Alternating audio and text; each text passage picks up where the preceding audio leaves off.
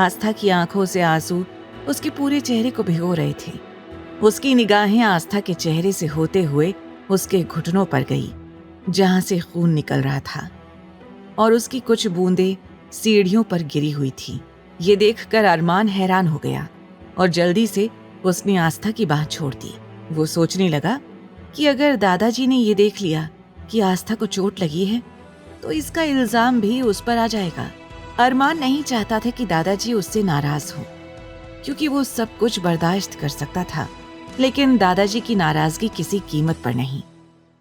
तभी बिना कुछ सोचे समझे अरमान ने आस्था को अपनी गोद में उठा लिया। आस्था जो दर्द की वजह से रो रही थी, अरमान को इस तरह गोद में उठाते देख पूरी तरह हैरान हो गई।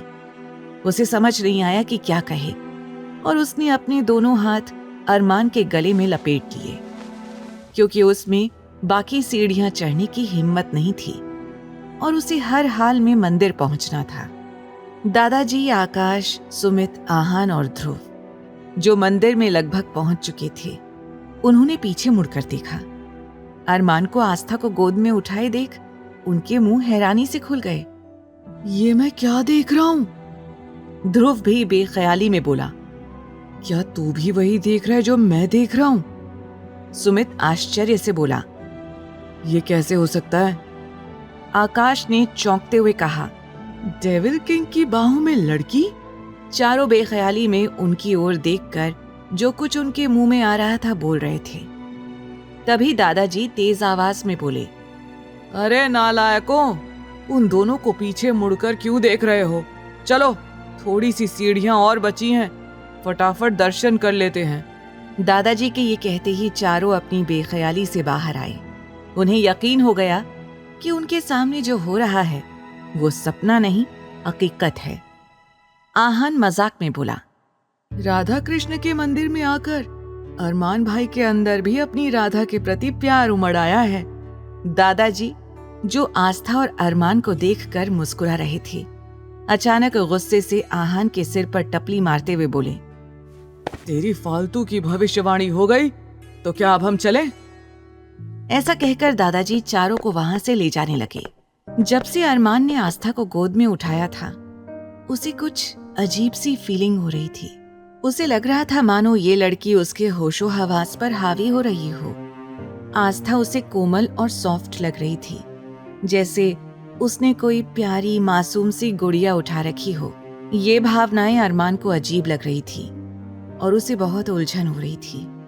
वो आस्था को इतने करीब नहीं देखना चाहता था, लेकिन क्योंकि उसके घुटनों में चोट थी और शायद वो चोट उसी की वजह से लगी थी, इसीलिए वो उसे गोद में लेकर सीढ़ियां चढ़ रहा था।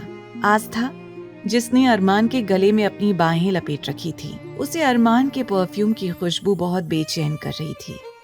वो खुशबू उसके होशो हवास पर छा गई थी। उसे बार बार इसे महसूस करना अच्छा लग रहा था। वो सोचने लगी, ये राक्षस दिखने में भी अच्छा है और इसकी परफ्यूम की खुशबू कितनी अच्छी है।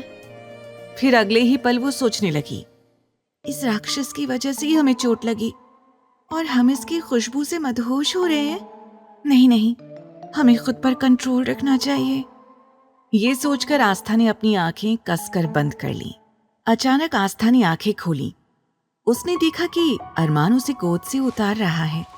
वो डर गई कि कहीं इस राक्षस ने उसे परफ्यूम महसूस करते देख लिया हो और अब वो उसे जिंदा नहीं छोड़ेगा या सीढ़ियों से फेंक देगा।